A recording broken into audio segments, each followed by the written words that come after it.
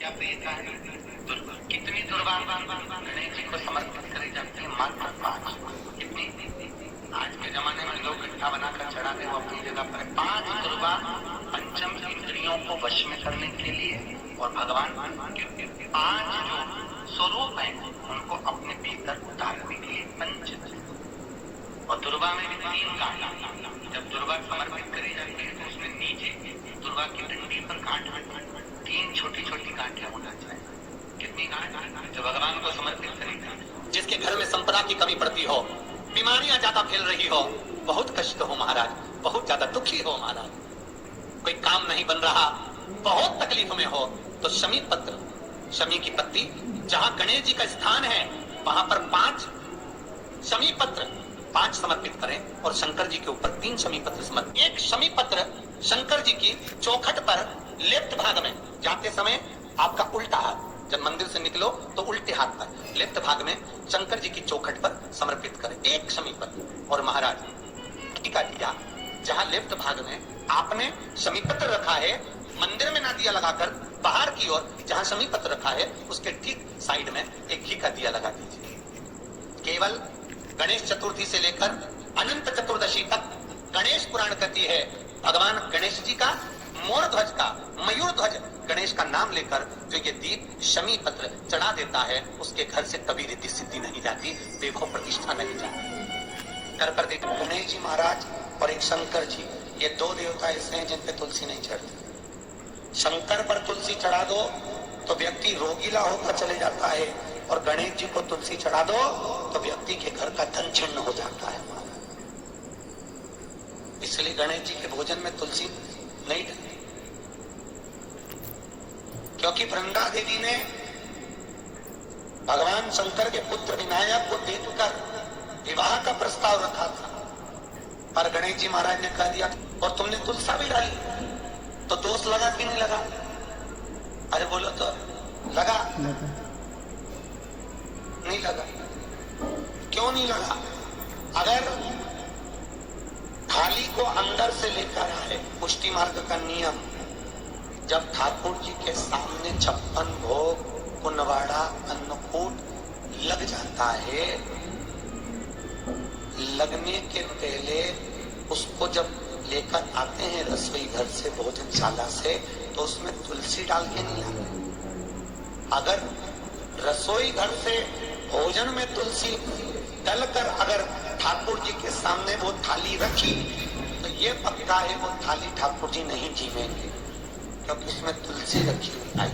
हाँ, जब ठाकुर जी के सामने थाली रखा गई और तुमने थाली रखने के बाद में मंदिर के सामने बैठ के फिर तुलसी डाली, तो ठाकुर जी उसको स्वीकार कर लेते हैं। क्यों?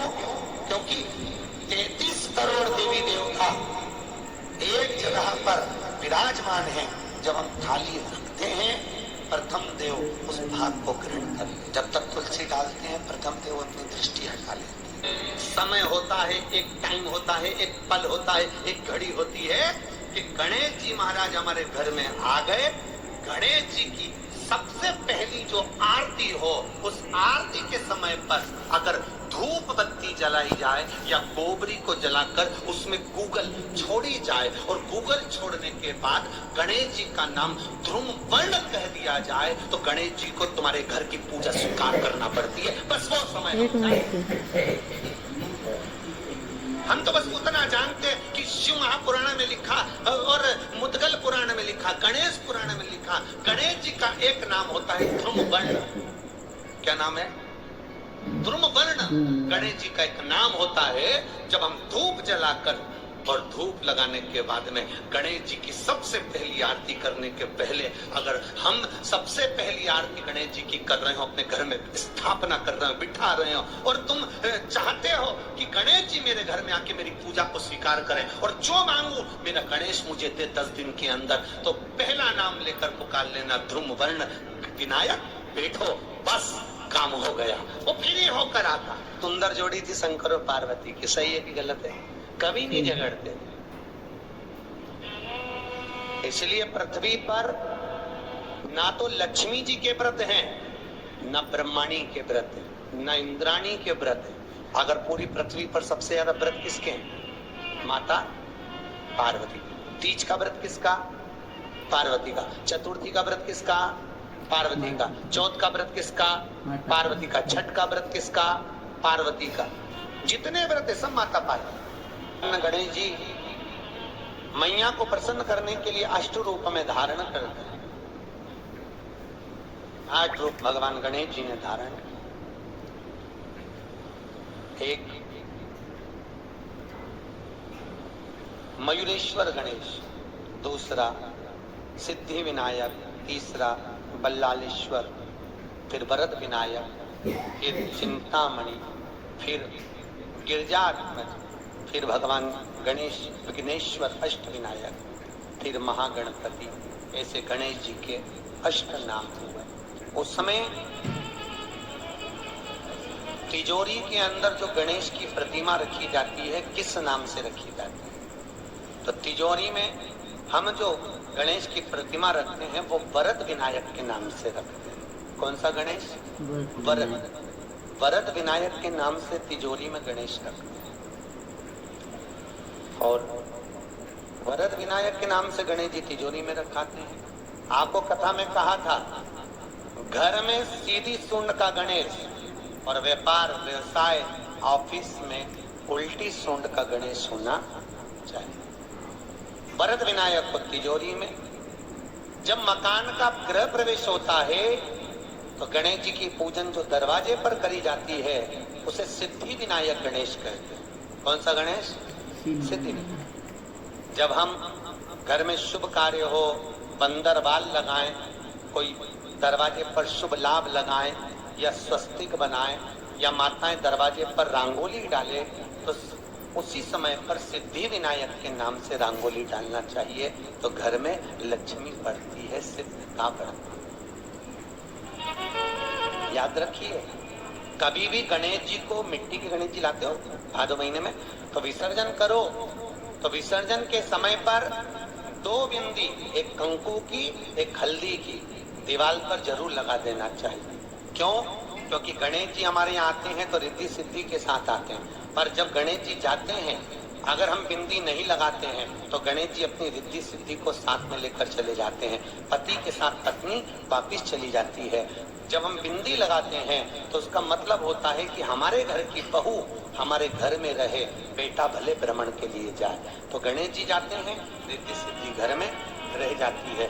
इसलिए रिद्धि सिद्धि को घर में रखने के लिए 2 बिंदी लगाना चाहिए, एक कुंकू की, एक हल्दी। रिद्धि सिद्धि। गणेश जी की प्रियता है दुर्वा। क्या प्रियता है? दुर्वा। कितनी दुर्वा गणेश जी को समर्पित करी जाती है? मात्र 5। आज के जमाने में लोग गट्ठा बनाकर चढ़ाते हैं, वो अपनी जगह पर। 5 दुर्वा पंचम इंद्रियों को वश में करने के लिए और भगवान के 5 जो स्वरूप हैं उनको अपने भीतर उतारने के लिए पंच। और दुर्वा में भी 3 गांठ। जब दुर्वा समर्पित करी जाती है तो उसमें नीचे दुर्वा की डंडी पर गांठ होती है, 3 छोटी छोटी गांठें होना चाहिए। चतुर्थी का जो व्रत करने वाली होती हैं, जो चतुर्थी का पूजन करने वाली होती हैं, उनके भीतर का एक भाव होता है कि जैसे ही शाम का समय आए चंद्रदेव का पूजन करें। चंद्र जब प्रकट हो जाए, कलश भर लिया, उसके नीचे आखा दाना रख दिया, चावल गेहूं जो भी आप रखते हो पूजन के लिए, ऊपर पात्रादिक रख दिया जलाशय, फिर अपन ने घी का दिया लगाकर पूजन भी कर ली। तो जो चतुर्थी का पूजन करने वाली होती है, जो चतुर्थी का नियम व्रत धारण करने वाली होती है, बड़ी बड़ी चतुर्थियां करती हैं या उसका नियम धारण करती हैं, तो चतुर्थी का जो पूजन करती है वो किस चीज के? केवल संतान, पुत्र, परिवार, हमारा कुटुंब, हम जिस कुल में है, हमारा कुल वैभव की ओर, संपदा की ओर बढ़े और उसकी आयु बढ़े, उसकी आयु बढ़े, वैभव बढ़े। बहुत ध्यान दीजिएगा महाराज। चतुर्थी की पूजन में जो आप आखा दाना रखते हो, गेहूं वगैरह कुछ भी जो रखते हो, उसकी बड़ी महत्वता होती है महाराज। यहाँ तक कहा गया है, चतुर्थी की कथा तो आप लोग पढ़, चौथ माता के व्रत में वर्णन किया गया है। कि वो आखा दाना जो रखा जाता है, मान लो कोई जरूरी काम होता है तभी आखा दाना को रखा जाता है, संभाल के रखते हैं कि हम इस काम के लिए जा रहे हैं और हमारा ये कार्य सफल होना चाहिए। तो जिसने चतुर्थी का व्रत करा है, जिसने चंद्रदेव का पूजन करा, चतुर्थी का व्रत करा, वो गणेश जी से विनती करके वहां से 2-4 आखा दाना उठा ले, और जो व्यक्ति का काम अटक रहा है अपने ही घर का, पर दूसरे कुल को नहीं देना, अपने ही कुल के अंतर्गत जो काम अटक रहा है उसकी जेब में, उसके उस चीज को रख दिया जाए। तो चतुर्थी जो अगली आती है, जैसे आप महीने की करते हो तो महीने की, और आप जैसे करते हो कि 4 अलग बड़ी बड़ी चतुर्थी करते हो तो उसके अनुसार आपका कार्य सिद्ध होता ही है। उस आखे दाने का इतना महत्व होता है क्योंकि चतुर्थी का व्रत करने वाली माता जब व्रत करती है तो स्वयं चतुर्थी की कथा में लिखा हुआ है कि पार्वती जी गणेश जी से चतुर्थी की कथा बचवाई। चतुर्थी की कथा बाची किसने थी? स्वयं गणेश जी महाराज ने। और सुनी किसने थी? माता पार्वती। बाचने वाले गणेश जी थे, सुनने वाली माता पार्वती। तो चतुर्थी की कथा जब होती है तो उसको स्वयं गणेश जी बाच रहे हैं। तो व्रत कौन सुन रही है? माता पार्वती। और आपने जो आखा दाना लिया वो गणेश जी के भाव से लिया, गणेश जी से निवेदन करके, विनय करके, प्रार्थना करके उसको प्राप्त किया। इतने आस्था से नत्र कथा सुन रहे हो, जितने